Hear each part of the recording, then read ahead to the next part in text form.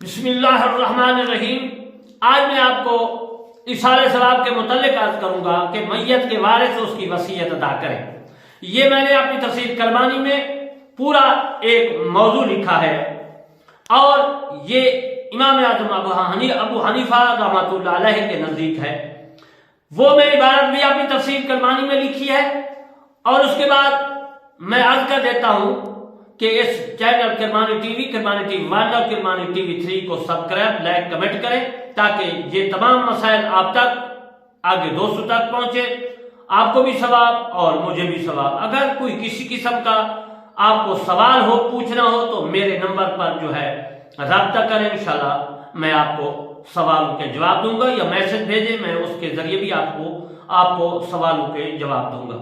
محمد رحمۃ اللہ علیہ نے کہا کہ مجھے خبر تھی حضرت امام ابو حنیفہ رحمۃ اللہ علیہ نے، اس کو حماد نے روایت کیا کہ ابراہیم نخعی رحمۃ اللہ علیہ نے کہا اگر میت کسی چیز کی وصیت کرے جو اس پر لازم ہو، یا روزہ ہو، یا نظر ہو، منت ہو، یا کفارہ کسی قسم ہو، تو وہ تہائی مال سے جاری ہوگی، مگر وارث چاہیں تو زیادہ بھی جاری کر سکتے ہیں، یہ جاری ہو جائے گا۔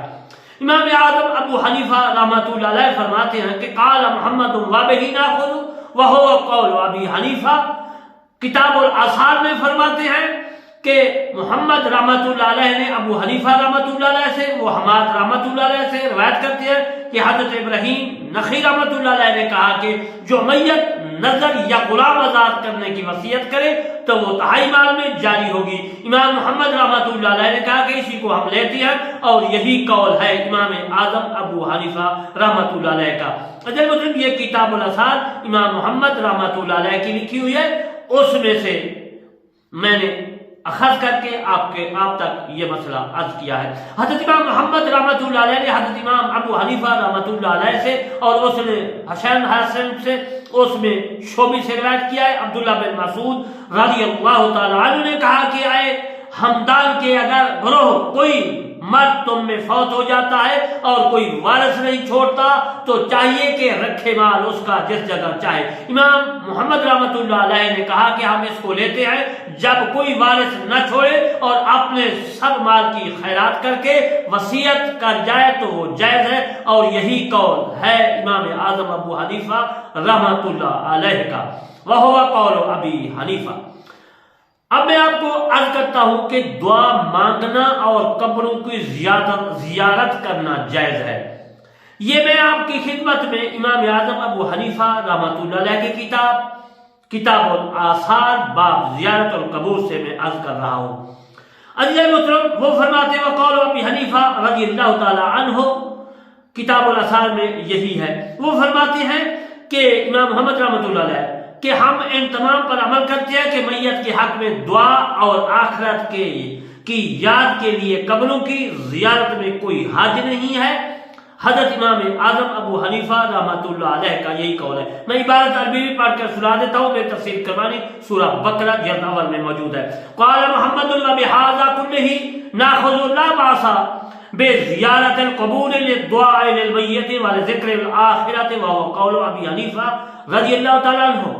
یہ اجل مطلب جو میں نے حوالہ دیا یہ کتاب الاثار کا، یہ امام محمد رحمۃ اللہ علیہ کی لکھی ہوئی ہے، آپ اس سے بھی دیکھ سکتے ہیں، اور میری تفسیر قرآن مجید فرقان حمید کی جو میں لکھ رہا ہوں اس کا صفحہ نمبر جو ہے 55 میں یہ موجود ہے، اور 156 میں سورۃ بقرہ کی تفسیر کرتے ہوئے میں نے لکھا ہے کتاب الاثار کا عربی بات موجود ہے، لیکن میں اس کا ترجمہ کر رہا ہوں۔ محمد رحمۃ اللہ علیہ نے امام اعظم ابو حنیفہ رحمۃ اللہ علیہ سے، اس نے حضرت حماد رحمۃ اللہ علیہ سے، اس نے حضرت ابراہیم رحمۃ اللہ علیہ سے روایت کیا ہے۔ ابراہیم نخعی رحمۃ اللہ علیہ نے کہا کہ جب کوئی مرد اپنا مال مسکینوں میں وقف کر جائے تو دیکھنا چاہیے جس قدر اس کو جو اس کی اولاد کو کافی ہو اس قدر روک رکھے، اور جو زیادہ ہو تو اس کو خیرات کرے، جب مال دار ہو جائے جس قدر روکا تھا اس قدر خیرات کرے۔ امام محمد رحمۃ اللہ علیہ نے کہا کہ اسی کو ہم لیتے ہیں۔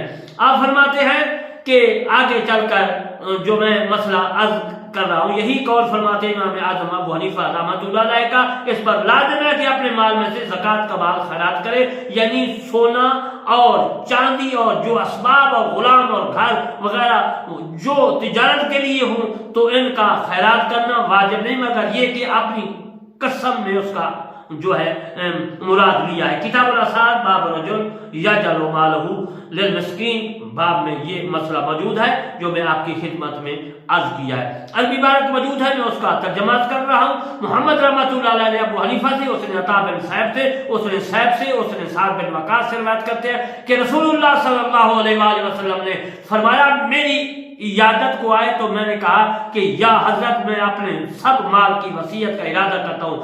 حضور صلی اللہ علیہ وآلہ وسلم نے فرمایا کہ نہیں، میں نے عرض کیا کہ آدھا مال خیرات کروں۔ حضرت محمد صلی اللہ علیہ وآلہ وسلم نے فرمایا کہ نہیں، پھر میں نے عرض کی یا رسول اللہ صلی اللہ علیہ وسلم کہ تہائی مال خیرات کر کے وصیت کروں۔ رسول اللہ صلی اللہ علیہ وآلہ وسلم نے فرمایا تہائی مال میں سے وصیت کر، اور تہائی بھی بہت ہے، تو اپنے وارثوں کو محتاج نہ چھوڑ کہ لوگوں کے سامنے 10 سوال دراز کرے۔ امام محمد رحمۃ اللہ علیہ نے کہا کہ اسی کو ہم لیتے ہیں۔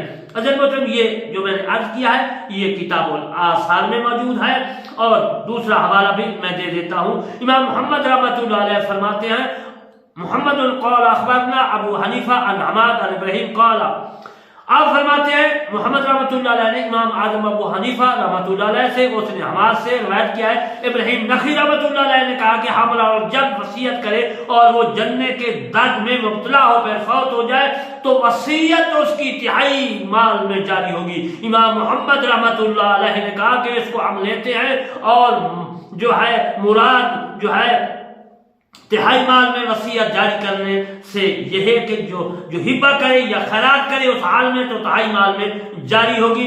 یہی قول امام اعظم ابو حنیفہ رحمۃ اللہ علیہ کا ہے۔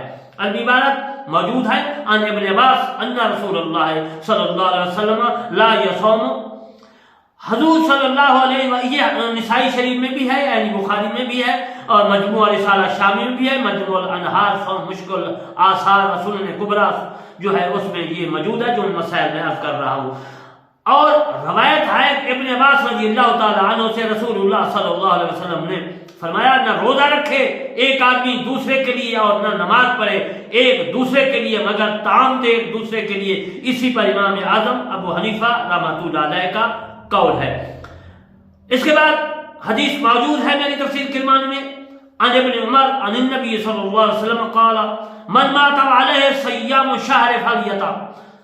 ابن عمر رضی اللہ تعالی عنہ سے روایت ہے کہ رسول اللہ صلی اللہ علیہ وآلہ وسلم نے فرمایا جو فوت ہو جائے اس کے اوپر ایک ماہ کے روزے ہوں تو اس کا وارث ایک روزے کے بدلے ایک مسکین کو کھانا کھلائے۔ یہ حدیث حسن ہے، اس کھانے سے ثواب اس میت کو ضرور پہنچے گا، کیونکہ کھانا کھلانے سے عزیزان محترم ثواب ضرور ہوتا ہے۔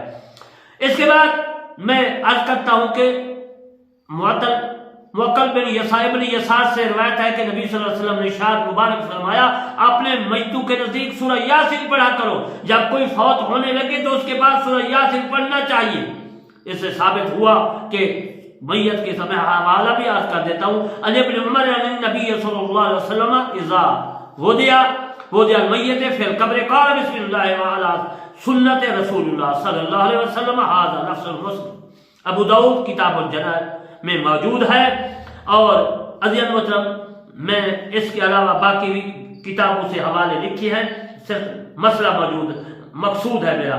حضرت جو ہے ابن عمر رضی اللہ تعالیٰ عنہ سے روایت ہے کہ رسول اللہ صلی اللہ علیہ وسلم جب میت کو قبر میں رکھتے ہو تو فرماتے بسم اللہ والا سنت رسول اللہ للہ، اللہ کے نام کے ساتھ اور رسول کے سنت کے مطابق۔ یہ جو الفاظ ہیں حدیث مسلم بن ابراہیم کی ہیں جو میں نے آپ کی خدمت میں عزیزان محترم عرض کیا ہے۔ ابو داؤد شریف میں بھی حدیث موجود ہے اور بخاری میں بھی ہے، اور باقی بھی جو ہے عزیزان محترم اس میں موجود ہیں حدیثیں، اور صرف میرا مقصود یہی ہے کہ میں مسائل آپ تک پہنچاؤں۔